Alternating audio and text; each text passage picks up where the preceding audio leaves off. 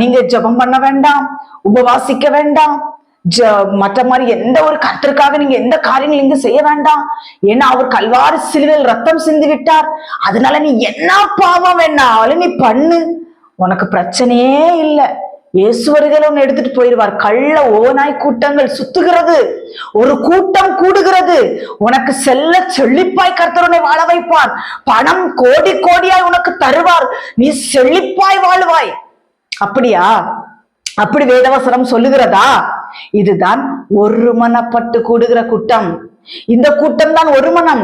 நீங்க நினைக்காதீங்க எங்கேயோ இது நடக்குதுன்னு. கிறிஸ்தவத்துக்குள்ள இது நடக்குது. கிறிஸ்தவர்களுக்கே சத்துருவாக இருக்கிறார்கள். அவர்கள் ஒருமனப்பட்டு கூட்டம் கொடுக்கிறார்கள். இது கள்ள ஓநாய் கூட்டங்கள். அடையாளம் கண்டு கொள்ள வேண்டும் நாம.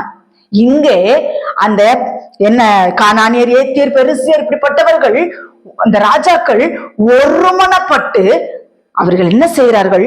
தந்திரமான யோசனை பண்ணுகிறார்கள், தந்திரமா யோசிக்கிறார்கள். இவர்களை நாம் எப்படி மேற்கொள்ள முடியும், இவர்களுக்கு நான் எப்படி போய் யுத்தம் செய்து இவர்களை நாம் எப்படி ஜெயிக்க முடியும் என்று யோசனை பண்ணுகிறார்கள். ஆனால் நம்ம ஆண்டவர் எவ்வளவு அழகான ஆண்டவர் தெரியுமா? சில காரியங்களை உற்றுவர் பார்த்துக்கங்க. நமக்கு பல தடவை வார்னிங் கொடுப்பாரு, இதை செய்யாத, இப்படிப்பட்ட நபர்களை நம்பாத, இவர்கள் எல்லாம் ஆட்டுத்தோலை போர்த்தி கொண்டு வந்த ஓநாய்கள், இவர்களை நம்பாத, இவர்கள் குள்ள நரிகள், இவர்களை நம்பாதன்னு பல மெசேஜுகள், பல வேதவசனங்கள் எப்படி வேணாலும் நமக்கு ஆண்டவர் அதை போதிப்பார். நம்ம இருதயம் தான் திருக்குள்ள இருதயம் இல்லையா? நமக்கு என்ன ஆசீர்வாதம் தானே பிடிக்கும், நமக்கு என்ன செழிப்பு தானே பிடிக்கும், கேடுகட்டு போறதுக்கு, நரகத்துல போய் விழுகிறதுக்கு அதைத்தானே நமக்கு பிடிக்கும். அதனால நம்ம என்ன செய்வோம்னா, நல்ல அழகா தூக்கி அவங்கள நம்ம வரைக்குள்ள தூக்கி போட்டுக்கோ. கடிந்து கொண்டு உபதேசிக்கிற உபதேசத்தை பிடிக்காம, அறிவை உணர்த்துகிற உபதேசம் பிடிக்காம, செழிப்பு, பணம் உனக்கு வேணுமா,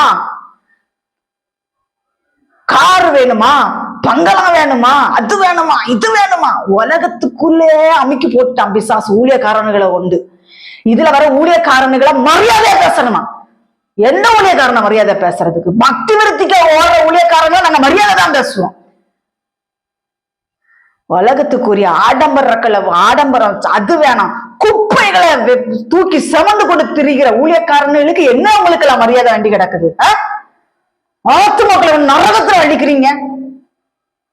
பரிசுத்தத்தை போதீங்கன்னா பணம் பேய் பிடிச்சு ஆடிட்டு இருக்கிறீங்க. இது தேவனுக்கு விரோதமானது. இது தேவனுக்கு பிரியமானதை செய்து பழகுங்க. கர்த்தர் சொல்கிறார், அந்த நாட்களிலே இந்த மாதிரிப்பட்ட கள்ள கூட்டங்கள்